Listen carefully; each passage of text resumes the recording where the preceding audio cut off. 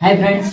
आज हम बताने जा रहे हैं कि अंडर रूट 3 जो है इसको अपरिमेय कैसे किया जाता है। तो पहले हम क्या करेंगे, जो ये संख्या दी गई है इसको जस्ट इसका उल्टा मान लेते हैं, जो कि अपरिमेय दिया गया है। तो मानेंगे हम, माना अंडर रूट 3 एक परिमेय संख्या है, परिमेय संख्या है। अब इसके मानने के बाद हम क्या करेंगे कि हम जानते हैं परिमेय संख्या यानी कि अंडर रूट 3 जो है वो परिमेय संख्या होगा। तो यानी कि परिमेय परिमेय को कहते हैं पी बटा क्यू। तो ये पी बटा क्यू के बराबर होगा, जहां पी और क्यू अभाज्य संख्या है।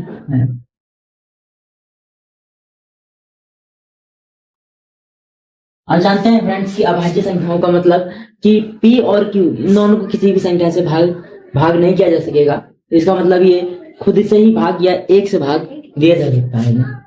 ठीक है, आगे हम क्या करेंगे, हम दोनों पक्षों का वर्ग कर देंगे। तो दोनों पक्षों का वर्ग करने पर, दोनों पक्षों का वर्ग करने पर हम देखते हैं कि अंडर रूट 3 का स्क्वायर हो जाएगा और पी का स्क्वायर बटा क्यू का स्क्वायर। स्क्वायर से अंडर रूट कैंसिल कर देंगे तो हमारे पास बचेगा 3 बराबर पी स्क्वायर बटा क्यू स्क्वायर। अब क्यू स्क्वायर को यहाँ ले जाएंगे हम, क्यू स्क्वायर बराबर 3 को बटे में ले जाएंगे पी स्क्वायर बटे 3। यदि 3 पी स्क्वायर का ये गुणनखंड है, अतः गुणनखंड कहने का मतलब है कि 3 जो है पी स्क्वायर को भाग करेगा, तथा तब हम जानते हैं कि यदि 3 पी स्क्वायर को भाग कर रहा है तो 3 पी का भी एक गुणनखंड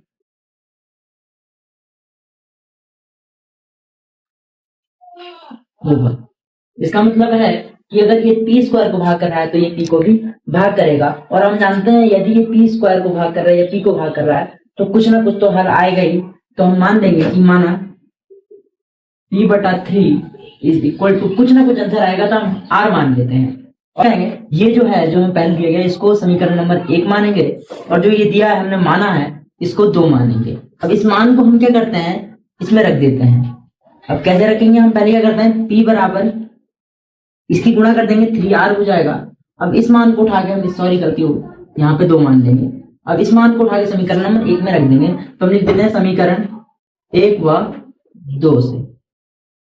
अब इसको यहां से उठा के डायरेक्ट वहां रखेंगे तो हम देखते हैं क्यू जो है इसका हम माना जाएगा 3r का होल स्क्वायर अपॉन 3।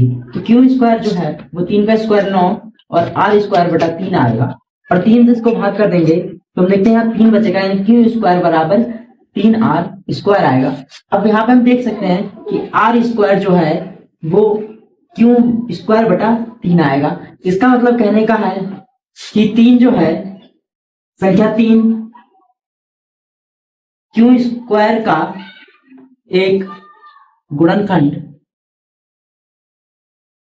है, तथा तब हम कह सकते हैं कि 3 क्यू का भी एक गुणनखंड होगा। और हम जानते हैं कि अगर वो संख्या अभाज्य है तो उसको 1 के अलावा किसी और से भाग नहीं किया जा सकता है। तो हम देख रहे हैं यहाँ पे कि Q को भी हम 3 से भाग कर सकते हैं और P को भी भाग कर सकते हैं। तो इसका मतलब ये क्या है कि ये जो संख्या है वो परिमेय संख्या नहीं रहेगी। तो हम कह सकते हैं कि हमारा, अतः हमारी कल्पना गलत ही दिया गया संख्या एक अपरिमेय संख्या है, और यही से